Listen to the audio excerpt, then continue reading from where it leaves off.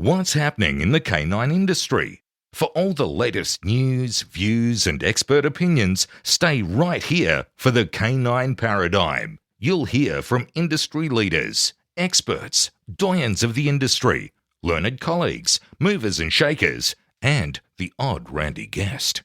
Get the latest insights and expert advice from both here and abroad from the people in the know. Now, here are your hosts, Glenn Cook and Pat Stewart. And I'm Lofty Fulton, and I'm out of here. Glenn, Pat, it's time for new ads. it is time for new ads. Do you have new sponsors? But we've also got some remaining ones as Of well course. that we've got to bless them. So it turns out we're actually behind because people jumped into our Patreon and sent us a bunch of money and we didn't realize. Until they said, oh, what's happening? Hey, where's our ads? Yeah. Here it is. We're doing it. You know where you should get dog training equipment in North America now? Who? Mojo Dog Co. Mojo Dog Co. Yeah, mojodogco.com is a website. There's a real store. It's in Chicago. Yep. But it's a website you can totally go to and they pretty much sell everything. They've got meals. They've got training gear. They've got apparel. There's food. There's dog beds. Like, it's a legit store. And you've been there, haven't I've you? been there, yeah. Yeah, you've I witnessed it firsthand. You've smelt the odors. You've tasted the food. You've run on the mills. committed theft. I stole a tub. I think I was allowed to take it. Too late now. I've got it. I just trained with it today. So basically, he's paying us Patreon money for you to steal his toys. Yeah, it's Okay. a great Klein tug. It's fantastic. A Klein Tug. Yeah, Oh, it's you know excellent. who else sells a Klein Tug? Who? The Buffhead. The OG Buffhead. Really? Yes, he does. He does. Yeah. In fact, he does. I got from the Buffhead a Klein flirt pole, which all the dogs favour over all the other ones. Really? Yes. They You like shouldn't that. allow toy preferences, Glenn. I don't. They do. They choose what they want. We have two places that you could get dog training equipment. Yes. Mojodogcode.com. Yeah, in North America. Yeah. And Einzerwiener.buffed. Yep. Yep. You know what? You know what's a really cool product? The Rowdy Hound dog kennel. It's the kennel that attaches, like it's a crate that attaches to your motorcycle. Yeah. So you can take your dog anywhere that you're traveling if you own a motorcycle and Yeah. you want to take your dog with you. If I owned a motorcycle, Safely. if I owned a motorcycle or a dog that wanted to ride one, Yep. I would 100% get one. I own a motorcycle. You should get one. I should get one. You should get one. I can see you, a little Frenchie hanging Yep. off the back of your motorbike. Yeah, I think that Mando would probably cause me to come off my bike. He Yeah. would probably rock around like crazy on Yeah. that thing. But He's yeah, a little Frenchie. dog like what George Kittredge does, who's a wonderful bloke and a dear friend of ours. Sponsor of the show. Sponsor of the show. And he takes his little blue heeler, which is an Australian dog. And George has been out here in Australia. He knows all about Australia. He stayed in Australia. He's done it all. But he actually takes his little blue heeler and he rides her all around the state and he teaches other people how to do it as well with their dogs. So You know- not only does he sell the product, but he trains people on how to use it as well. That's great. It is. You know, he should get everybody to do a big road trip up to Canada. Yeah. You know what they could do in Canada? What's that? Go to Dancroft. Dan Croft. Geez, they could watch a puppy class there, couldn't they? Oh, yeah, absolutely. And they're doing seminars as well. Really? Yeah, they've got seminars, they've got teaching, they've got education. But as I spoke to Daniel, who runs Dan Croft, he was telling me all about their amazing puppy classes and they do some kick-ass social media. Yeah, they do. They've got some pretty extreme type of breeds over there that they've got them all under perfect control, like all these American Staffies. They've got all these bull breeds that people complain about and whinge about and say they can't be trained. And Dan Croft has them doing not only beautiful stays, but they also have them on balls. So they have the dog, like inside a tire and the dog's doing beautiful drop stays. Well, they're at peace and at harmony and somebody's walking around. All the owners are there with the dogs. They're having a great time. Incredible. Yeah. Oh, I bet those dogs are well conditioned and healthy. Yep. How would they do that? Probably the best way is to get yourself some canine pharmaceuticals. Hey, you've been using it. I have actually, no shit, like jokes aside. Remy was circling the drain. He was in bad shape. And Yeah. I said to Narelle, hey, I want to try and get him back in condition, see how much longer I can get from him. Because like the mind is willing, but the body is weak. Yep. And so she hooked me up with all the right things and he's a million times better. In fact, he's actually better than he has been in, probably 2 years. And you did a really cool social media content for Narelle the other day, which he really appreciated. I make sweet reels, bro. You do. You are pretty good with your reels.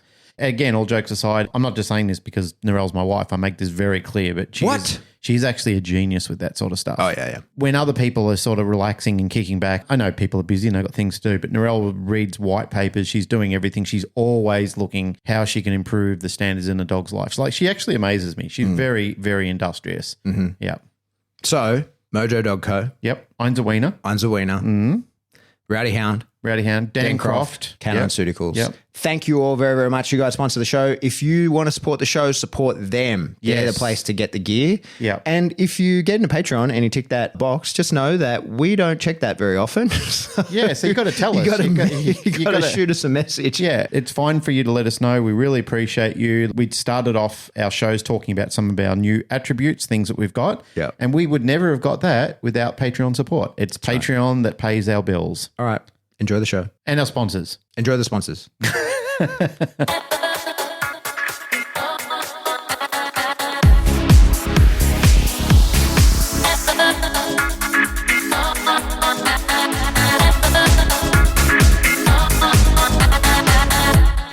Welcome back to the Canine Paradigm. I'm your host, Pat Stewart. I'm at my house, but I'm joined by my co-host, Glenn Cook, who's at the studio. Hi, mate. How are you? I'm good. How are you?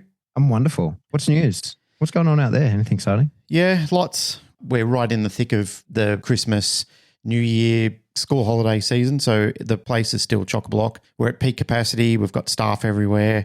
Same as always, staff are doing a great job. It gets hot. It gets sticky. They get tired. This is the time. This is right at the time where they really start fatiguing because they're pushing themselves. They're working long hours. There's lots of mouths to feed. There's lots of exercises to do. There's lots of updates on pets that need to be done. So there's a lot of work. There's a lot of moving parts at this time of year. And you put that into 11 facilities and there's a lot of young ladies that are really busting their hump at the moment to get everything done properly. But I'm proud of them. They're doing a really good job. They're working hard. They're putting in the hours. I think it's been a really good year for healthy pets and pets doing well overall. It's the same thing as schools and everything like we've said in the past. You just can't guarantee that all the kids, they're not going to scuff their knee or not going to get a cold or come home and give the family COVID or whatever. You know, all those sort of things go on and it happens. But majority said we're doing very well with it. So all told, very good. I have been traveling to Queensland just with staff. I was at Brisbane and then we went to Townsville last week and hired a trainer up there as well. So Canine Evolution is breaking into some new territories, which we're really excited about. We're building the team. So Andrew Clark is on board, as I told you. Yeah, he's come on. Has he started yet? Yeah, he started. We've been in meetings all day yesterday and today, and yeah, he's doing great. He's really looking forward to taking on board. He's been flying solo for a long time, but he's really looking forward to being part of a bigger team, and he's excited about it. So it's great to have him on board. He's a good guy. He's a very stoic sort of personality, and he's been doing a lot of dangerous dog work with councils and local area and so forth, and he brings a lot of experience to the table for the staff now that if they've got any surprises with dogs that come in, Andrew can quickly jump into it and help rescue it. I've done things like that in the past, but Andrew's certainly going to be jumping into that now. And the great thing is that a lot of my focus now is back onto Canine Evolution. So I'm striding back into the dog training role pretty seriously at the moment, it's good. I'm excited to work with the team. So yeah, that's what's been happening. Lots of stuff. It's got to be pretty exciting for you, because you've been in that managerial role for so long, sort of overseeing everything, to now be back like more on the tools in the dog training section of everything. You must be pretty exciting. Like you, when we go and work with some of the government agencies and you speak to the people who, you know, are on the floor and they're working on the tools and they're working with the dogs and they get that offer of promotion, they think, oh, I love the extra stripe, but it means that I can't play with dogs anymore and I can't go out and do the cool stuff with the guys or the girls anymore. I just can't do it. You know, like I've literally got to be in the office directing. Look, it's been fun and I've enjoyed everything we're doing. But the great thing is because the company has taken an exponential leap and grown forward and, you know, we're getting into that serious, very big side of the company, we're bringing on a lot more area managers and a lot more people who are sort of taking care of jobs that many of us were wearing a lot of hats and we were just fucking exhausted. We just didn't have the budget at one stage. There's a transition where everybody goes through between little company to big company. And the transition in between, as you're going through that, you're sort of on the cusp, you're on the tipping point, but you just don't have enough money to bring on some hard hitters right then. And you've either got to take a leap of faith and hope that it goes off with a bang and the income comes in to support it, or you've just got to wait until the money's definitely there and then you can definitely support it.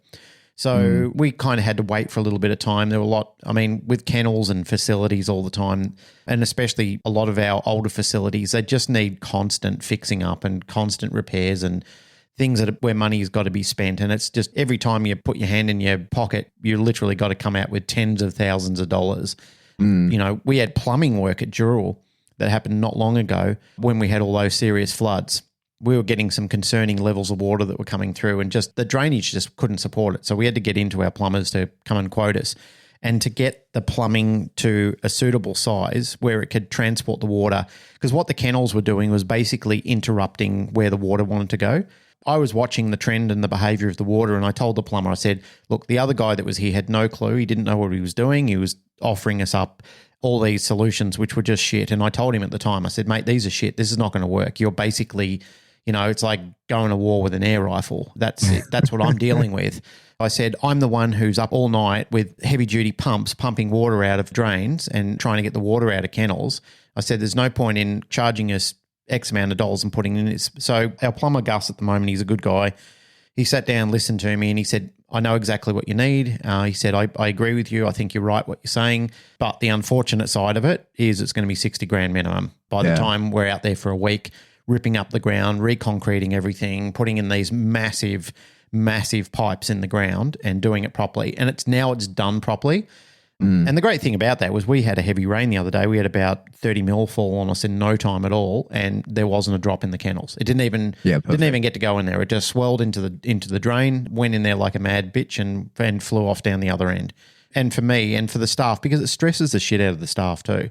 You know, they've got enough to worry about without worrying about water flowing into kennels and then, you know, moving dogs around, or if we're full, what we're going to do next. So that's now not a problem for us. So those things like that are exponentially great. And yeah, I agree with what we were originally talking about. Our original line of conversation was it is good to be back on the tools again. I'm actually excited about this new project because what Andrew and I are going to be focusing on more so in our company, Blake, who's come on board with us, he's going to be focusing on the resorts, the pet resorts, and I'm going to be focusing on the training. So we've got our own projects to do. I didn't know how I'd feel about it at the start. I didn't know whether I'd be missing out on something, but I actually feel like I'm gaining everything because I'm actually getting to do something that I'm very familiar with and that I like. I'm comfortable working with the team. And the team that we've got at the moment, we've got Verity that's here and Steph, Andrew, we've got Nick. Now we've got Tim, who's up in Townsville. So all these people are coming board. We got just another girl that was our daycare girl, Lauren. She's coming on board. She's going to be our daycare and training person. Oh, awesome. We've got some really good people that are jumping on board, and likewise, they're pretty excited about working closely with me, whereas before I was sort of distant to them and just sort of coming down off the altar every now and then to sort of say, do this and do that, whereas now I'm going to be walking the trench with them and actually getting amongst it all and getting back involved in the training side of things. So lots of big things that are going on. The owners of the company, Dave and Maria, have said to them, if we do this, if we pull it off, what we're going to do, not only is it going to be big, it's going to be really exciting, but I want to see the money coming back in to support the trainers and everything. They said, yep, absolutely. We're all for it. If you can pull it off and we're making bank from it, we're definitely going to pour it back in. Awesome. Yeah. So it's pretty exciting, man. Yeah, man. It feels good to be a part of a big family, and just that combined with pet resorts, like our team is growing enormous at the moment. It's good. It's not good. It's great because the vast majority of us have transitioned into a better understanding. Like last year, I didn't feel good about it. This year, I feel really good about it. The people that I'm working with and the direction that we're sort of looking at taking things to, it's amazing a few tweaks and a few modifications here and there, how it can change your mindset. At one stage, as I said to you, I got into a really flat, bad state of mind, and I feel differently about it now. I literally sat out with the team yesterday. We met all the day. We're drawing things on whiteboards. We're having proper fun meetings and talking about visions and sharing ideas and philosophies. And fundamentally, what I've been inviting everyone to do is I just said, no matter who you are, no matter where you sit in this organization in Canine Evolution, I want you to bring ideas to the table. I want you to see things that we can't see and talk to us about them. Like, don't think that you don't have anything to offer or become overwhelmed or think, like I'm too scared to speak up or my ideas aren't valid. I want everybody to sit at the table and say, this is what I can see, this is what our clients are wanting, and this is what we would like to do going forward. It's very early days yet. It's kind of like in a phoenix position where it's coming up out of the ashes again. And I'm happy where it is right now. Obviously, things in life and business, they vary all over the place. Some days are great, some days are not so great, but we're just concentrating on workshopping things as a team rather than individuals feel like all of this rests on my shoulders. I'm constantly the one that's responsible for it, and the fuck-ups that come along with this all rest with me. Whereas what I want everybody to do with it is say, let's attack this as a work family.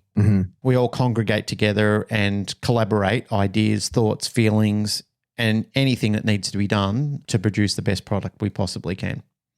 So far, so good, but early days.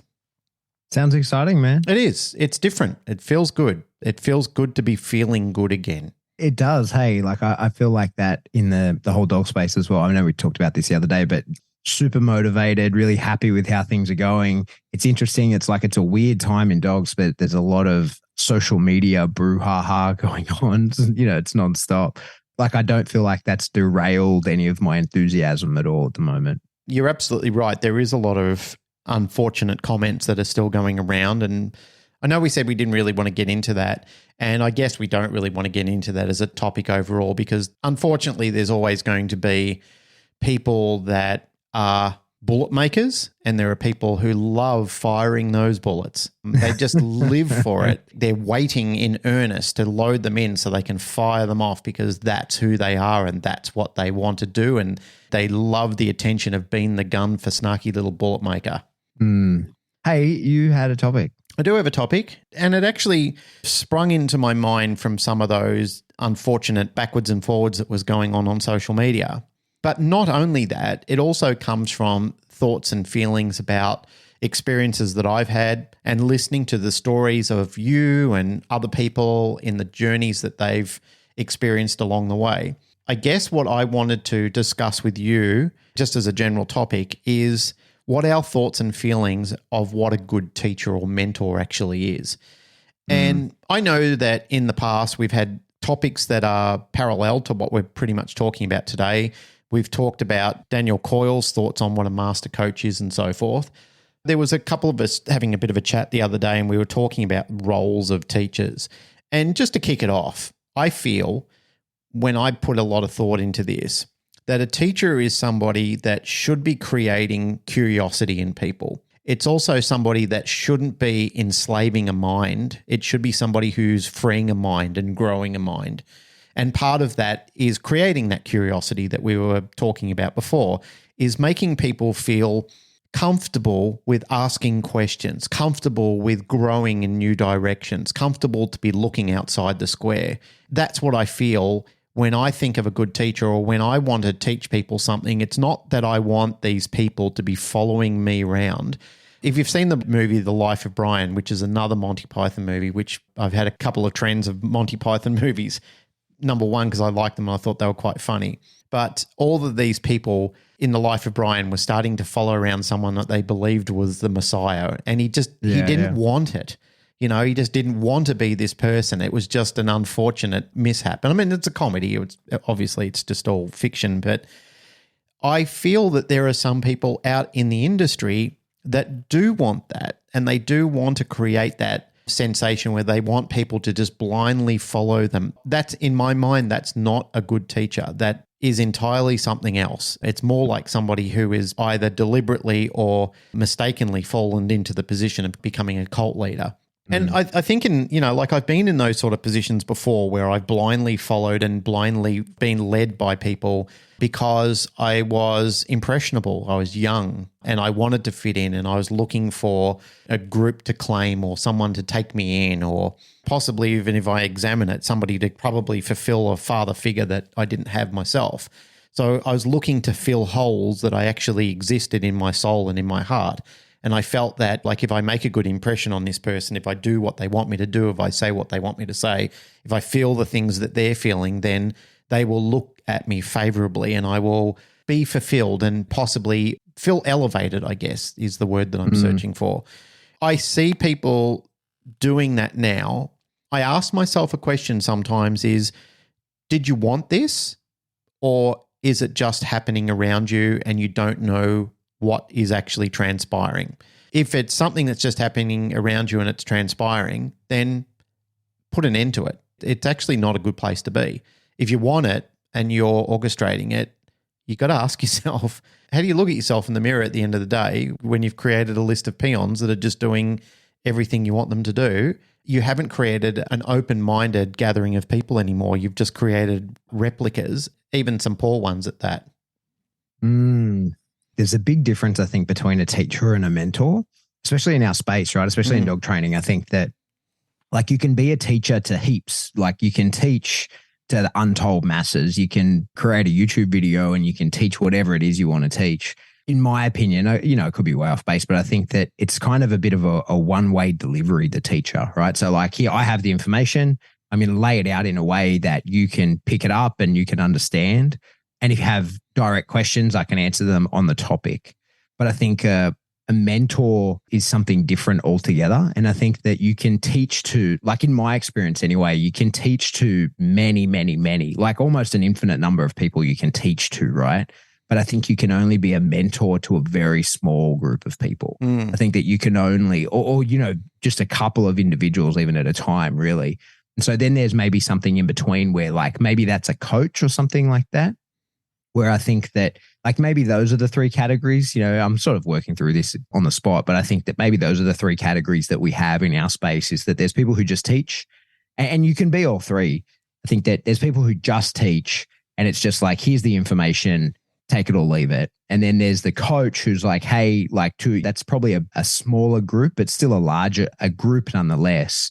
And it's, here's the information and exactly how it fits in a more specific way to you. But then I think the mentor relationship is a whole nother thing. And in my experience, I think that you can only be a mentor to a very small number of people, like count them on one hand type thing at a time.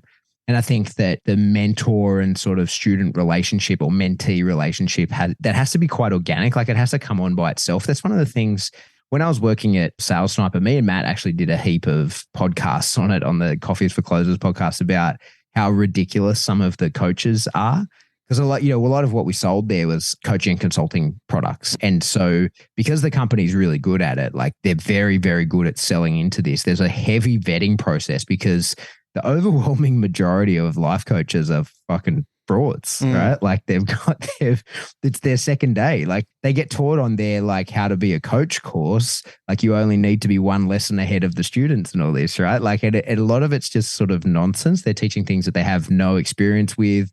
They're basically just selling magic water, a lot of them, right? There was a lot of vetting in that company to make sure that we weren't selling any of those kind of scams, because the overwhelming majority of them are scams. And so I think that coach kind of level, that's sort of helping people through things and identifying problems specific to them and working towards an individualized goal. I think that's what you do as a coach. But then that mentor, that's a whole nother thing. Like I feel like that's something that has to sort of come on somewhat organically.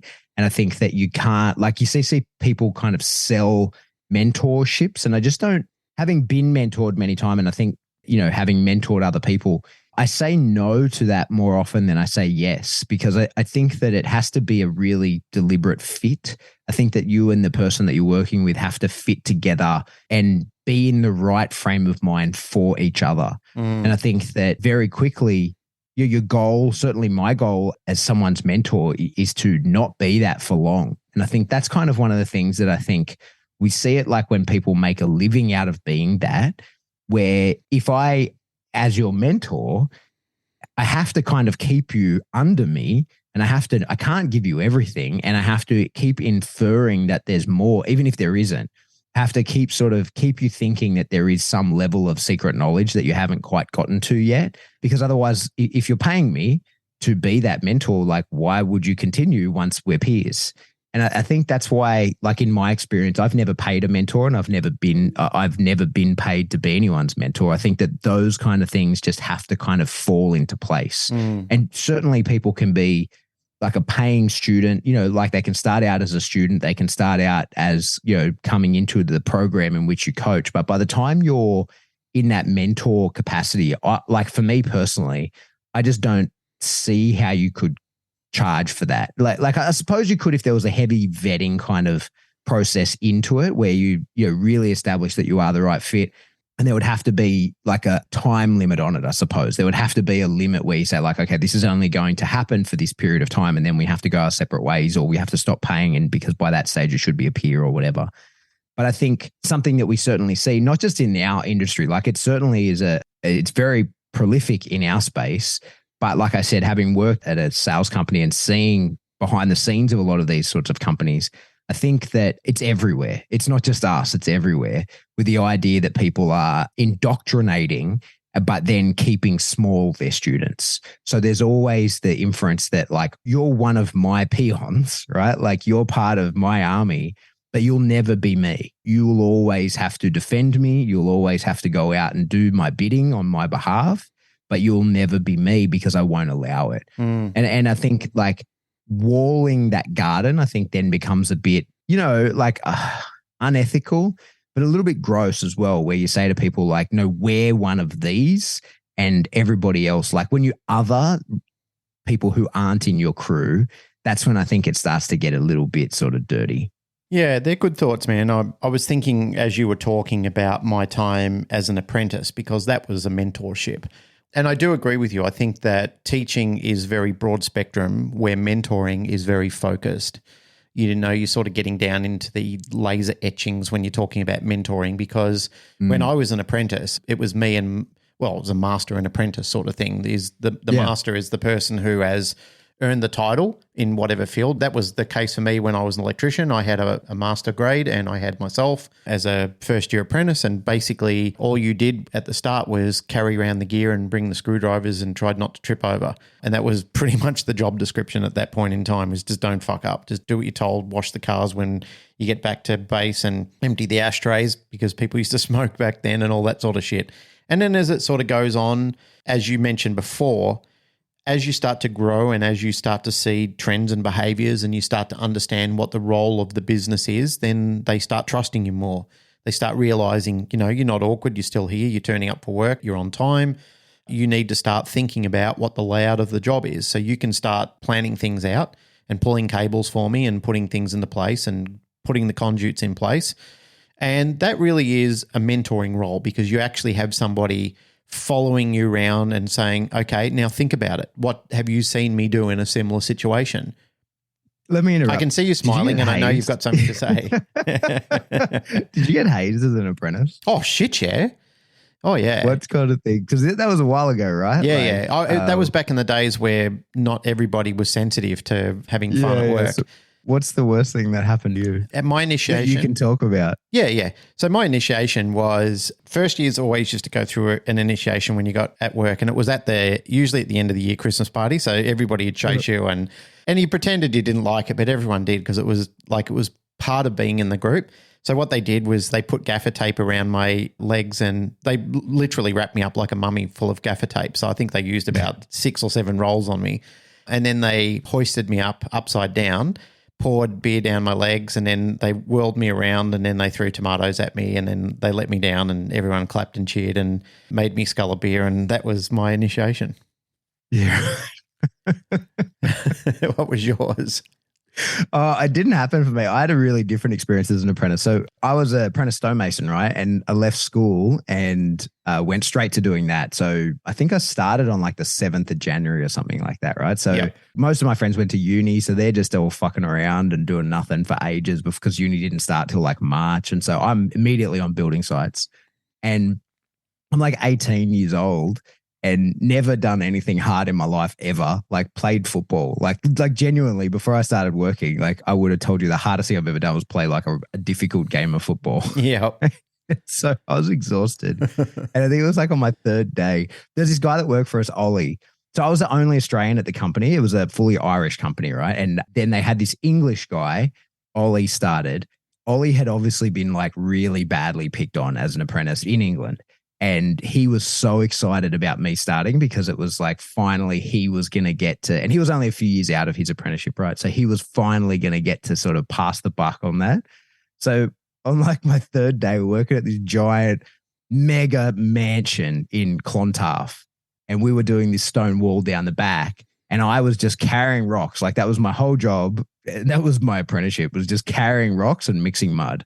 And so I'm carrying all these rocks down from the top down to there. I was exhausted, like beyond tired. So we have our lunch, and I fell asleep at lunch. I took my boots off and fell asleep. When I woke up, Ollie had put my boots in this concrete that had been poured, like one of the foundation things. And he's laughing about saying how I'm going to have to get them out and reset the concrete, whatever. And he's like, take that, you fucking apprentice. I was like, I just said, nah, I'll leave them in there. And you just, the color ran from his face, right? He's like, what? And I was like, nah, I'll just leave them in there. I'll work barefoot, mate. I'll be right. And you could see him like, oh, shit. And then Derek, who owned the company, he says to him, Ollie, if those boots set in that concrete, you put them in there, you're paying to have that shit pulled up, right? So I'm off mixing mud. I'm like mixing mud and smashing rocks as Ollie has to clean my boots out at he has to get them out of the concrete and reset it himself. So immediate backfire. So that was on like the Wednesday. And then on the Friday, I'm exhausted. Like I've never been so tired in my whole life. So on the Friday, he got my toolbox thing and he booby trapped it basically. So that on Friday afternoon, as we're getting ready to leave, I pick it up and all my tools fall everywhere. Like everything just spills everywhere all over the place. And he's killing himself laughing. Take that, you fucking apprentice. And in front of the whole crew, it was like 6 or 7 guys. I walked over to him. And, I've been this size since I was 14, right? So, everyone thought I was going to be a fucking giant. And then I just, have been the same size since I was 14. So I walk over to this guy and I said, hey, man, I get it. I understand. I get that you were picked on as an apprentice and you're super excited about the idea of picking on me. I get it. I fully understand. But if you fuck me around like this again, I'm going to smash your head in with one of these shovels. And I held this shovel to his face. And I was like, that is not how this is going to go. You are never going to pick on me again or I will beat the fuck out of you because that's how this relationship's going to pan out. And then he just poor Ollie just was like, oh no, but this was my time. And that was the end. It never happened. And then one of the guys that we did have work with us, well, he was a proper, he would have picked on me heaps had that not happened to Ollie. So he just started picking on Ollie again. So I never, aside from that, I never got anything. That's my apprenticeship story. That's funny you say that. I had similar experience when I was a first year, and one of the third years there, he was probably about 60 kilos, wringing wet, holding 2 buckets of sand that were soaked. I think he was the whipping boy for many, many years. And by the time I got there, I was 17 years old. I had been doing martial arts since I'd been 13. I was training kickboxing at that stage. I was fit. And I was pretty fierce at that point in time. That's all I did is I worked and then I went back to the gym and just I was training full on 5 days a week. He didn't know that. I never told anyone at work. That's what I did. We were on a job site one day and he walks over to me. He did something and I back-chatted him. I deserved probably a word, but he came over and he took a swing, not to hit with a closed fist, but like a slap in the face sort of thing. I blocked it. You could just see his pupils just full fucking dilate. And he just, it was like time froze because I just stood face to face with him and my arm just went up and went bang and completely blocked him. He went, fuck. And I said, yeah, Fitzy, don't do that again or else there's going to be fucking blood spilt. And he goes, no shit. And I said, no shit, man. And I said, seriously, I reckon like the big bad wolf, I could huff and puff and blow you over. So I said, don't put fucking hands on me, man. I said, I don't believe in that sort of shit. I don't want you to feel like that's a liberty that you can take with me. Just don't put fucking hands on me. I said, yell and scream all you want. If I fuck up something, I'm happy to wear it. And I said, by the way, I'm sorry for back chatting. That was out of line. I said, if you're going to throw down, man, I said, this is going to be a contest that's not going to fucking go well for you. He left me alone after that. He kind of respected me and just left me alone. I'm not that sort of person. I'm not a tough guy that likes beating up on people and so forth, but it's an area that I've been moderately successful in had I had to do it. So, yeah. I think those days, I think they're pretty much over, right? I don't think, and for the better, I don't think that bastardizing poor kids like that when they turn up for their first job is a nice thing to do.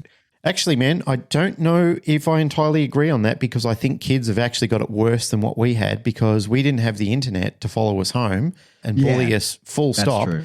What I see, even with adults, like it just doesn't stop. Like they're constantly sitting there scrolling through their phone, reading shitty negative comments from colleagues at work or people from school or whatever it is. We didn't have that. When you left a job, the problems were the next day, and if they were there at all, because they'd probably blown over and, you know, things had happened and people had forgotten about it and moved on. But now people are constantly berating and following each other, and it's quite horrendous what young kids have to endure these days. Yeah, that's true. You know what's a weird thing about that, right? It's like we've talked about plenty of times. We get heaps of really good feedback on the show, and you know, lots of people tell us they like us and whatever. But it's interesting. Every now and again, you get negative feedback. And one of the things that I caught myself doing the other day, someone sent me a screenshot of someone saying something about me online. And then there's this immediate urge to find more of it. Like, have you ever experienced that where you find like when somebody is like, you have that sort of negative interaction online, and instead of just going, well, that's that, and I don't mind that, there was this immediate like, well, I got to check these other places where I know that people are often say unkind things or don't like me or whatever, right? It was a very strange loop that I found myself in. I would be lying if I said I didn't used to do that. I did find that was something that seemed to matter to me.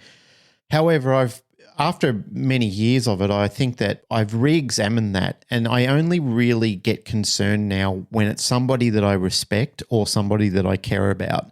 And if it is somebody that I care about or somebody I respect, obviously very curious as to why they felt comfortable doing that behind my back, if they do it behind my back. Usually I go and have a confronting conversation with them about it. If it's somebody I don't care about or don't like or anything like that, I don't really pay it much dividends anymore. I just think to myself, that's meaningless to me. And without sounding arrogant, because it's come from other people that I've been discussing this in the past, and there was a good comment online that said, wolves don't concern themselves with the opinions of sheep. If people that aren't on your side or people that, there's just mean-spirited people out there saying shitty things, I mean, that's a reflection of them and who they are. And they're sort of leaving it out there and open for people to investigate and going, oh, I see what you're all about. I can actually see a trend in the behaviors that you're putting together. I've now got a snapshot of who you are and what you're capable of. They're their own undoing, those type of people, those cyber bullies and those thugs that are out there and the people that feel comfortable doing it behind the screens. What they don't realize one day is they'll do it to the wrong person, and that person will fucking hunt them down like a predator. That they will have a very serious problem on their hand one day, and that will be their own downfall. There's plenty of people that's happened to around the world is they've just fucked the wrong person over, and that person will kick their door in one day and they will be on all sorts of trouble. It's not that I encourage or invoke those sort of things to happen, but sometimes there's no cure for stupid. People just do the most ridiculous things and they invite the most heinous fucking trouble into their life. You can't tell them, you can't advise them, it's just who they are. Sometimes it's just because they've gotten away with it for so long, and sometimes it's just severe mental illness. Whatever it is, be it upon you to go and fuck with evil people. Hey, here's a question for you. Sure. Who do you think is the best teacher you've ever had? And who do you think is the best mentor you've ever had? Are they the same person or not? Ooh, that's a really good question. Probably one that's difficult to answer on the spot because there's been several people at several different things that have taught and mentored me in varying skills that I've learned across my life, and they've interchanged at different times. So I've got that quote about sitting on the fence. The only good thing that comes of it is getting an ass full of splinters. So I try not to sit on the fence about those sort of things. But nonetheless, it's a difficult one just to say there's just one. I mean, obviously I've spoken fondly of Boyd and the times that we've had together. I think things that I did with him and with those group of people back in, I would call it round one of Australian dog training, because round one of Australian dog training was definitely my favourite time. I don't think I've ever enjoyed dog training as much as I did then. I don't think there's anything that's come close to it for me. I don't feel the highs about it anymore, which is sad because I try to get them back, but I don't have it. I don't feel that fellowship that we used to have back then. There was definitely a myriad of things that happened during that time where I just felt I was probably the most alive that I've ever felt in my life. So, I credit Boyd for a lot of things that we learned back then. I think he was very instrumental in bringing things bringing structure and dynamics to the table, things that weren't seen in the country at the time. And, we could go on and say, well, things have evolved since then. They have. I mean, dog training, the things that we were doing were groundbreaking back then in Australia. Like, nobody was doing that. And that's why I say to a lot of people when we start talking about how people have got rights to do things, well, you can thank Boyd and me and other people at that time because we're the people who campaigned for that during the early days. We're the ones that fucking wore the slings and arrows of the violent oppressors to stand up for people to be able to do those sort of things. So we were really in the coalface at that point in time to preserve a balanced state of training and to bring in what other people then expanded on and added to and brought new knowledge in, and then trends started to come in from other countries more as information was easier to access, and the internet sort of gave us way to being able to be immediately not reinforced, but to be immediately connected with different trainers and different people around the world. Alec Jones, I've mentioned him many times before. I feel that Alec was very instrumental in helping me grow up when I needed to. He sort of got me out of a rut where I got into a bit of a rut. I just think I'd been doing the same thing for a period of time. And Alec was one of those people who forced me to think differently and to embrace new ideas and to be a student all over again and stop feeling like I had mastery over my domain when I certainly didn't. I can't thank him enough for doing those sort of things.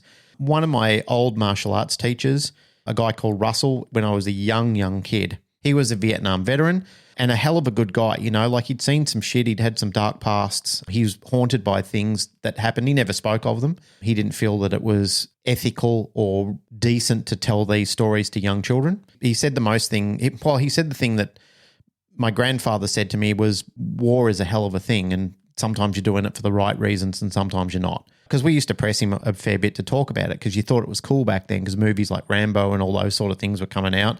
But he never really wanted to expand in it. What he did want to do was he wanted to teach people how to control themselves.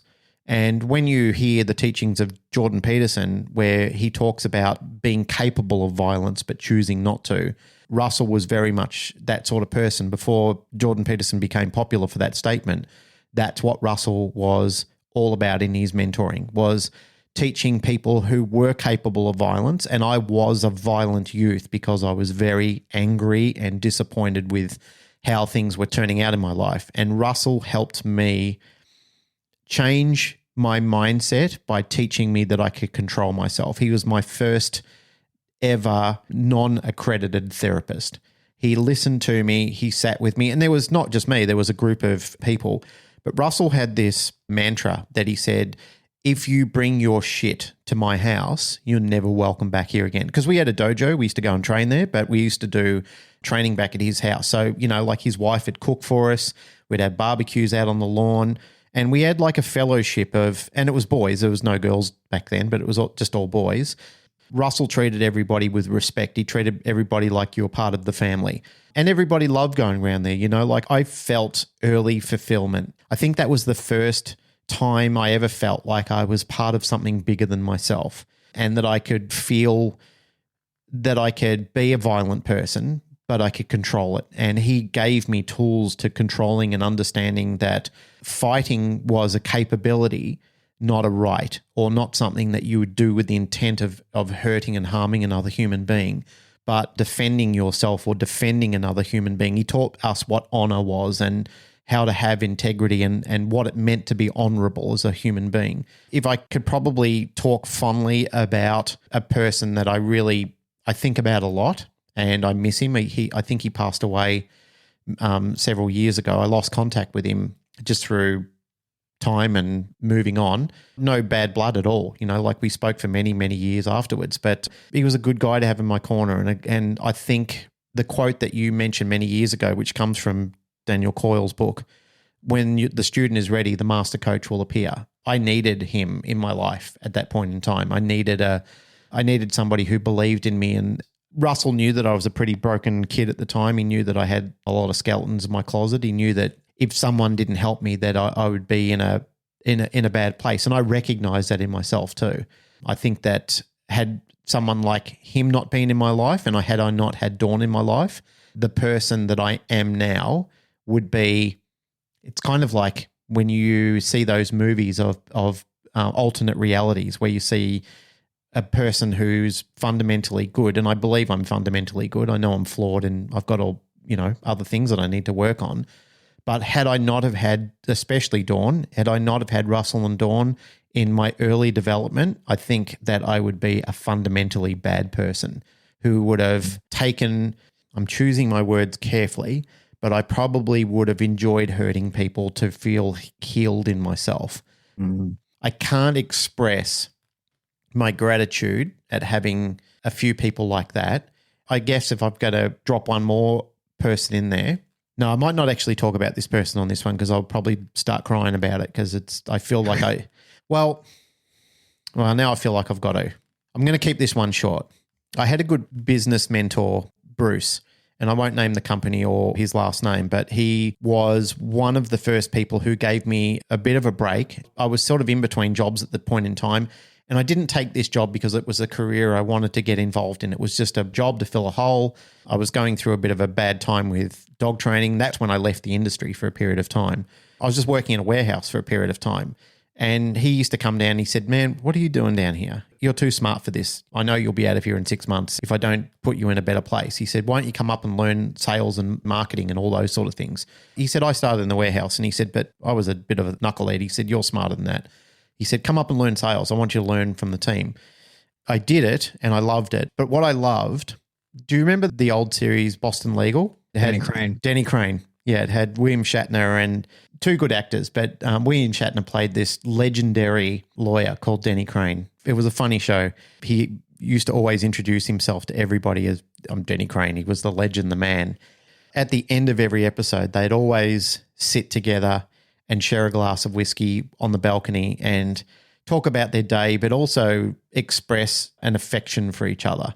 And Bruce and I used to do that. We used to sit in his office and he was like a father figure to me. He was a good man, and we used to have a glass of whiskey in his office at the end of work and just have a few laughs about things. And he was a funny guy. He was an old knockabout, and I admired him and I liked what he was teaching me about business, and I appreciated the opportunities it gave me. So what happened was the guys in the warehouse, they were doing the wrong thing. I'm not going to say what they did, but they were doing the wrong thing. And Bruce knew that they were doing the wrong thing. And one day he asked me directly, we were having a conversation, and he said, did you see them doing this? And I said, no. The problem was Bruce saw me next to them while they were doing what they were doing. And right there and then I just saw his affection or his friendship or whatever you call it drift from his eyes. There was basically like his eyes just glazed over, and I'm very observant with watching how people move and act around me. And I just knew right there and then that I'd fucked up. It was a terrible thing. I just didn't know how to communicate it with him at the time. I was too sort of proud to apologize about it. I left not long after that. Our relationship just faded off. Bruce appeared busy and preoccupied with things, and the door was closed to me, basically. There was a period of time that went by that I plucked up my courage to go and apologize because I felt like I needed to, because he had my back and I did the wrong thing. I found out he'd passed away, and it fucked with me big time. So that is something that I have to carry with me still every day. It's one of the things that when you talk about the things that keep you up at night, that's one of the things that keeps me up at night. I'm so disappointed that I took the side of people that would have parked a fucking bus on me over somebody who gave me opportunity. I tell this story to people here at work, and I said, because there are people that will do this to people. They will literally bring them in only to use them to tell them what the gossip is, and then literally fucking light a fire on them or park a bus on them. And these same jackals would have done the same thing to me. Bruce treated me with dignity, and he treated me with respect, and he was a good man, and he was a good mentor. He taught me skills. He gave me opportunity. There is a saying that you never look a gift horse in the mouth. Well, I've just completely fucked that up. There are some things I'm not sorry for, and there's some things that I am. And that is definitely one of the things I'm very sorry for. I messed up a friendship. I messed up an opportunity. And I know that I've got to move on from that, but those things are difficult to move on from. When I try and talk to other people about that, I say, when you're choosing a side with things, you really got to examine the greater good of what's happening here. Are you doing this for just the instant hit, or are you examining what's going on around you long term? Are you trying to accelerate things with the wrong type of people who are literally going to lead you astray, and leaving the people behind that are really going to have your back? Sometimes that's just a personal experience that people have to go through themselves. And it was certainly one for me. I made a mistake. I followed the wrong crowd. I let someone down who was a genuinely good person for me, and asked for very little and gave a lot back to me because they saw it in themselves to offer that opportunity. I think the lesson that I've learned from it is that I will never do those sort of things again with the wrong type of people. I have no interest in joining those crews or hanging with those peoples. Doesn't matter how cool those kids are. I just know that when you've got the warmth and the affections and the respect or the dignity that somebody who is worthwhile giving it to you, I will never, ever, ever betray someone like that ever again. A bit of a bummer story, and I got through it without getting overly emotional about it, but I think about those people regularly. And certainly Dawn. I've talked to you and the listeners about Dawn before, and what a great mentor she was for me. She was one of my definite, fundamental, foundational people that saved me and gave me sanctuary. She was the first safe person that I really had in my life. My mum was great. I should add, my mum was a good person too, but my mum had a lot of her own demons that she was dealing with, and a lot of problems, and that was distracting her. And I just think, once again, I needed a person, and I was certainly afforded the right person. How about yourself? The reason I was asking about it is I think that it sort of points to the difference in those roles, and like all my sort of top examples are actually outside of dogs. I had a teacher in school that was just an exceptional teacher, like not an amazing guy, you know what I mean? Like I still remember his name, Mr. Kenny. Like he was the religion teacher because he was trained as a priest, but then never got ordained. Funny story, he got glandular fever just before he was meant to be ordained, and then like got sort of back squatted, had to do it 6 months later, but then got married in that time and was like, fuck that. But he was just a really good teacher, and just was really good at like explaining things and showing concepts and stuff. He was a woodwork teacher as well. The best coach I ever had was a shooting coach that I had in the Army. And then the best mentor I ever had, again, was one of my CSM that I had in the Army. So like, I think that like I've categorized all those things sort of differently in my own brain. Like I'm sure that, you know, you can look in the dictionary and see the true difference between those things. But I think I've had people in my life that have fulfilled all of those. And certainly say like in dogs, like I would say Bart has done all of those things for me, right? So like was a very much a teacher to begin with, like, hey, these are the skills and this is how you're going to do them, right? Like, and my early interaction to learning from him was at a seminar like everyone else. We were hosting it, but I was just there learning it, you know? And so it's just like, here's the information, process it however you do. But then I think that next step in that is then the coach, where it's like, no, here's the information and how to process it specifically in this moment for you. You know, it goes beyond sort of the overarching, this is how it goes down, to, oh, well, in this exact moment, you should do it this way. And that's, I think, a coach. But then I think that mentor role is when it's like, hey, you're ready for this. You know, like, and I still remember Bart saying like, you know, you need to start teaching this, right? Like it was at that point where it's like, okay, now that takes on that mentor role. But I think they're different things. And that's what I mean. Like in our space, I think people, you really need all three, and that all three can be the same person for sure, or they can be three completely different people, and you have many and various of them all. But I think a teacher just gives you the hard skills. This is what they are, apply it or don't, whatever. This is how it works. But then that coach is more specific. And I think with a mentor, I think a lot of people in our industry don't necessarily fully understand how a mentorship probably should work. You know, like I think that people, when they come to you and they say like, well, what do I do here? You tell me what to do. That's the role of a teacher. So like, I think that that's where people sort of get a little bit confused, where it's like, I'm in this situation, what should I do? Rather than like a mentor should really know what's going on, right? Like a mentor should be sort of very plugged into your life. I've done that for some people, and I continue to have it done for me daily. Like I have, you know, numerous mentors across different areas. I certainly consider you a mentor of mine. You know, like there's lots of different aspects where you look to different people for various bits of advice, but also I think as well, like if someone is your mentor, it's when their opinion is welcome without being asked for, right? So like, I think that's one of the things I think if you think you have a mentor and they're not stepping in and giving you unsolicited advice, then they're probably not.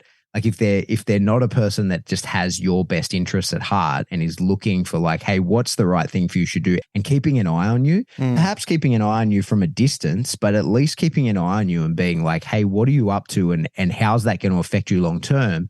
And maybe not even talking you out of things or stopping you doing things, but making you evaluate a little bit better and looking at the bigger picture and saying like, you know, have you thought this through? Have you been down these branch plans, and have you considered the long-term effects of what you intend to do?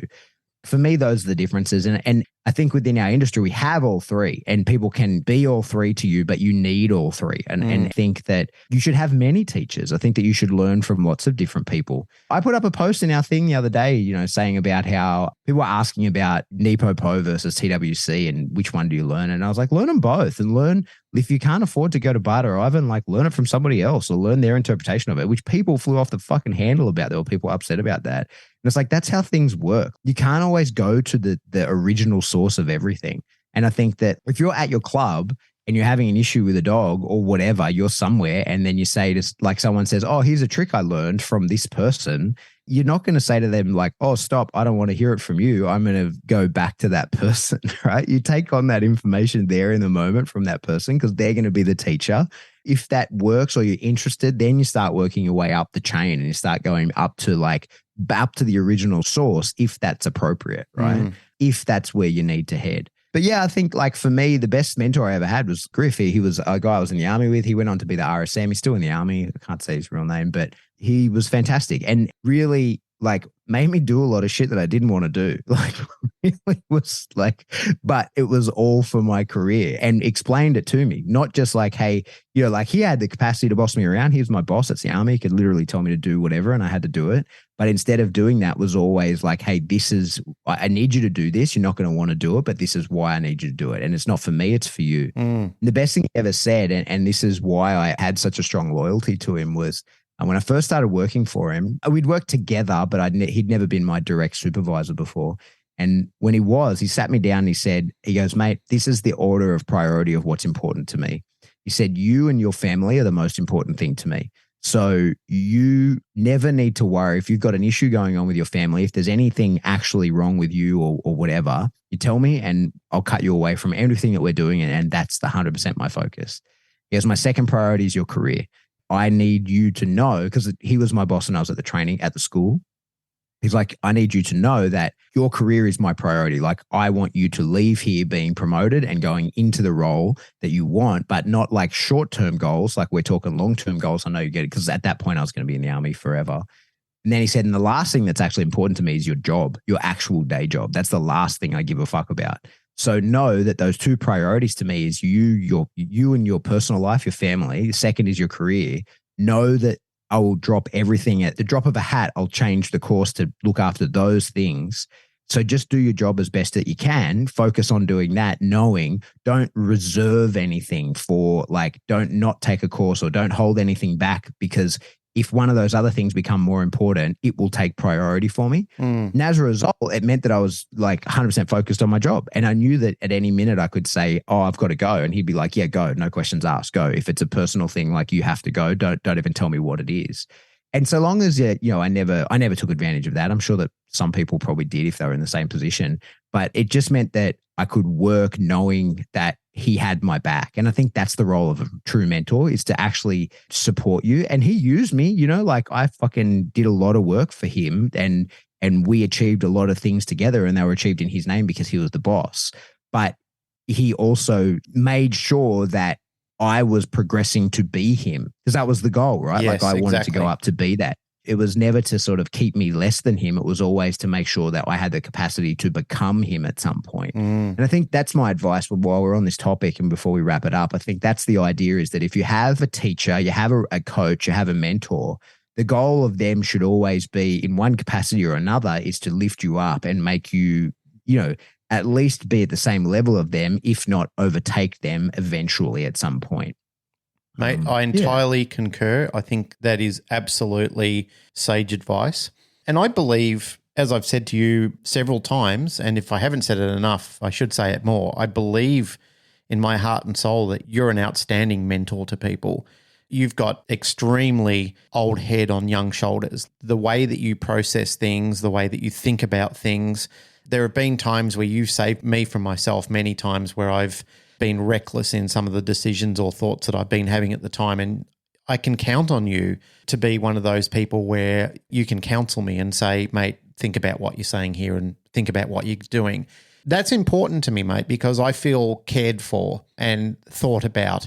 And I feel a deep connection when I've got people on my side that will tell me when I'm doing something wrong. They don't just sit there silently and go, well, you seem to have everything under control. See you later. And I know that you do that for a lot of other people as well. I've seen you go out of your way and put a lot of time connecting the dots for people and saying, hey, there is a bigger picture outside of what this conversation is turning into. How about you simmer down and have a little bit of a think about that for a period of time? Good mentoring and master coaching, or whatever you want to call it, teacher or whatever you want to call it. You said it well before. I believe it's about opening minds and elevating personalities and people to saying there is a legacy here of growth and expansion, of not just following the line and doing as you're told, because as we said very early on, I don't believe that that is good teaching. I don't believe that allowing people to become just another you, cloning people, is a great thing. I believe that when you show people, here is everything I know, take it and grow with it. Take it to new levels. This is the seed. Grow something magnificent out of it and then pass it on to somebody else and let's see what they can do with it. I feel as a teacher that is an inspiring aspiration to have, is to say, I gave everything that was given to me to somebody else and look what they did with it. It's just profound how magnificent they made whatever they made out of it. And I feel proud. It's nice to feel that you had something to do with it. We talked about this a while back with people like Josh Blau and several people like him. There's another guy up further from him, John Ortego. He's another wonderful guy that I've been watching him grow and prosper and doing his social media well and working with dogs, but they're not locked in my fucking yoke. I don't have a foot on their throat stopping them doing what they need to do. I would never forgive myself if that's the type of teacher that people thought I was, is that you had to be under my foot to get anywhere. It's basically, guys, this is what it is. We have conversations about things. They go off and learn from you and they go off and learn from other people. And I couldn't be happier for them. I just think to myself, isn't that wonderful that they're going off and collecting and collating information and they're categorizing it into a format that makes sense to them and it makes sense to their customers and to the people that they're dealing with. They're enriched with more knowledge. They've got access to different tools and different thoughts because of all of the good people that were in their lives. Likewise to me and likewise to you. I can never be grateful enough from all those people I spoke of before and many of the others. And it didn't matter whether they played a very small part or an extremely large one. I'm forever grateful to anybody that gave me time and shared information with me or even shared a meal and a conversation at the time, because I learned something from them. The hope in life is as you get older, you do get a little wiser, and some things you do and some things you don't. But the hope that you actually have in life is that you have good reflections on the experiences that you gain and the things that you see. Sometimes when people are doing the right thing and when you can see that they need a course correction, all you have to do is just give them the most gentlest of nudges to say, this will put you back on track. It's lovely to see the gratitude of people saying, hey, yeah, I was so deep into my way of thinking that I didn't even consider that. And that's changed my whole outlook. Like my stars are completely realigned just from that gentle little push. It's a nice feeling that you were able to ascertain the knowledge from the experience of others to actually give them that little push in the right direction. True. I reckon that sounds like the right place to leave it. Sounds good. Well, that's it for another episode of the K9 Paradigm. As always, if you like what you hear, please like, rate, share, subscribe. Do that through whatever subscription service you download us from. If you want to support the show, the best way to do that is jump into Patreon. A few bucks a month gets you an extra episode in there. $10 gets you a live stream, and you can pay as much as you want. I would like to thank Joe Hodge for his generous. Oh, yeah. Joe, thank you, man. Sincerely, not once, but twice now, you've done a pay it forward for Patreon where you have paid for other people to have an experience in Patreon on our behalf. Thank you, mate. That's extremely generous of you. And we thank you. It's a wonderful consideration. As we said before, we got gutted by a lot of bills and there were some projects that we were sort of thinking about having our eye on. Also want to thank the other people when we did do a bit of a call to arms about maybe helping us with some Patreon to recover some finances. There were certainly some people that jumped in and it didn't go unnoticed. So I read all the names of the people. Patreon sends me an email, sends us an email, I should say. It goes to the Canine Paradigm email that Pat and I both read together.